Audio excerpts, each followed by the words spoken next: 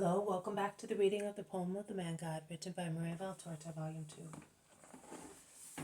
Chapter 267, Part 3. Jesus speaks of love. Jesus continues speaking. No work must be burdensome to you for the sake of your neighbor, or to take a soul to God. Work, whatever it may be, is never humiliating, whereas base actions, falseness, untrue denunciations, harshness, abuse of power, usury, slander, lust, are humiliating. They do humiliate men, and yet they are done unashamedly by those also who say they are perfect, and who were certainly scandalized seeing me work with saw and hammer. Oh, a hammer, the worthless hammer, if used to drive nails into wood to make a piece of furniture that will earn food for orphans, how noble it becomes. The hammer, although ignoble, if it is in my hands for a holy purpose, will not longer appear as such, and how it will be craved for by all those who gladly shout that they are scandalized because of it. Oh man, you ought to be light and truth. How dark and false you are. But you, at least, endeavor to understand what goodness is, what charity is, what obedience is. I solemnly tell you that great is the number of Pharisees, and they are even present among those who surround me. No, Master, don't say that. It is because we love you that we do not want certain things. It is because you have not yet understood anything. I have spoken to you of faith and hope, and I did not think that any new word was required to speak to you of charity, because so much emanates from me that you should be saturated with it. But I see that you know it only by name, without being aware of its nature and form, just as you know the moon. Do you remember when I told you that hope is like the crossbar of the kind yoke, supporting faith and charity, and it is the scaffold of mankind and the throne of salvation? You do? But you have not understood my words in their true meaning. And why did you not ask for clarification? I will give it to you. It is a yoke because it compels man to lower his silly pride under the weight of eternal truths. And it is the scaffold of such pride. The man who hopes in God, his Lord, unavoidably mortifies his pride that would like him to be proclaimed his God, and acknowledges that he is nothing and God is everything, that he can do nothing and God can do everything, that he, man, is transient dust and God is eternity, elevating to a higher degree and rewarding man with eternity. Man nails himself to his holy cross to reach life. The flames of faith and charity nail him to his cross. But hope, which is between the former and the latter, elevate towards heaven. But remember the lesson. If charity is lacking, the throne is without light, and the body, unnailed on one side, hangs towards mud and no longer sees heaven. It thus cancels the wholesome effects of hope and ends up by making sterile also faith, because when one is detached from two of the three theological virtues, one falls into languor and deadly chill. Do not reject God, even in the least things. And to refuse to assist one's neighbor through heathen pride is to reject God. My doctrine is a yoke that bends guilty mankind. It is a mallet that breaks the arid bark to free its spirit. It is a yoke and a hammer indeed, and yet he who accepts it does not feel the tiredness that all other doctrines and all other human things give.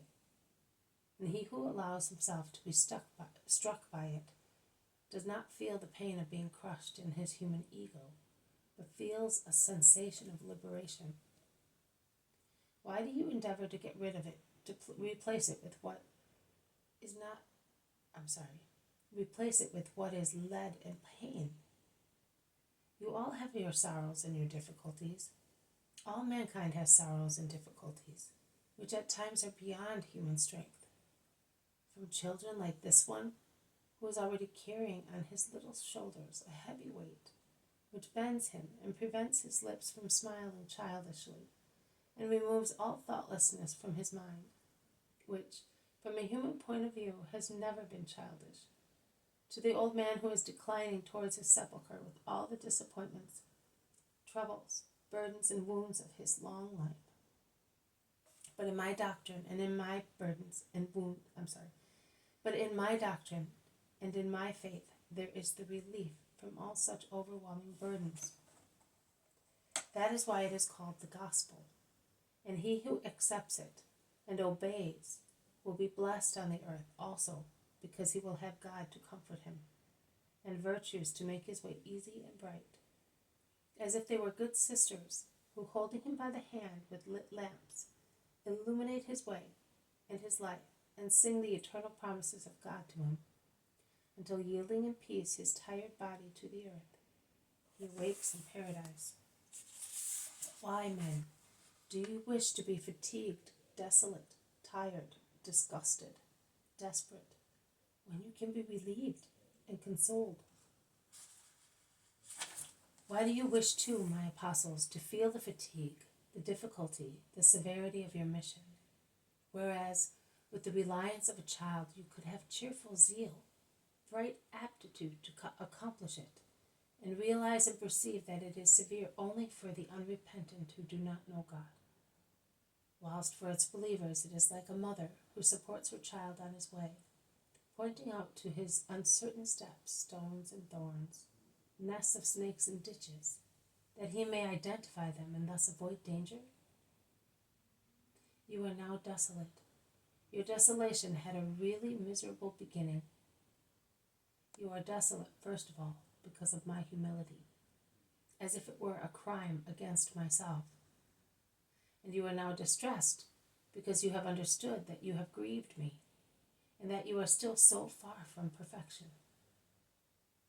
But only in a few this latter desolation is devoid of pride, of the pride hurt by the ascertainment that you are still nothing, whilst out of pride you would like to be perfect. Be only humbly willing to accept a reproach and to confess that you are wrong, promising in your hearts that you want perfection for a superhuman purpose. And then come to me. I correct you, but I understand, and I am indulgent. Come to me, you apostles, and come to me, you all men who suffer through material, moral, spiritual sorrows. These last ones are caused by the fact that you cannot sanctify yourselves as you would like for the love of God, with promptitude and without returning to evil. The way of sanctification is long and mysterious, and sometimes it is covered unknown to the walker, who proceeds through darkness with the taste of poison in his mouth, and thinks that he is not proceeding, and is not drinking a celestial liquid, and does not realize that such spiritual blindness is an element of perfection. Blessed, 3 times blessed are those who continue to proceed without enjoyment of light and kindness, and that do not surrender because they see or hear nothing, and they do not stop saying, I will not proceed until God grants me some delight. I tell you, the darkest road will suddenly become the best lighted one, opening on to celestial landscapes, and the poison, after removing all relish for human beings, will change into heavenly sweetness for those brave believers who, quite astonished, will exclaim, Why all this? Why so much kindness and joy to me? Because they have persevered, and God will let them enjoy on the earth what heaven is. But in the meantime, come to me, you all who are fatigued and tired, you apostles, and with you all the men who seek God, who weep because of the sorrows of the world, who have become exhausted in their loneliness, and I will restore you. Take my yoke upon you. It is not heavy. It is a support. Embrace my doctrine as you would embrace a beloved bride. Imitate your master, who does not confine himself to bless it, but does what it teaches. Learn from me, who am meek and humble-hearted. You will find rest for your souls, because meekness and humility grant the kingdom, both on the earth and in heaven. I have already told you that the true triumphers among men are those who conquer them by love, and love is always meek and humble. I would never ask you to do things that are beyond your strength, because I love you, and I want you with me in my kingdom. Take, therefore, my insignia and my uniform, and strive to be like me, and as my doctrine teaches, do not be afraid, because my yoke is sweet, and its weight is light, whereas the glory that you will enjoy if you are faithful to me is infinitely powerful, infinite, and eternal. I will leave you for some time. I'm going to the lake with the boy. He will find some friends. Later, we shall eat our bread together. Come, Joseph. I will introduce you to the little ones who love me. This has been a reading from the poem of the Man God, written by Maria Valtorta, Volume 2, Chapter 267, Part 3. Jesus speaks of love. Thank you for listening. I will see you tomorrow. May God bless you, and may peace be with you.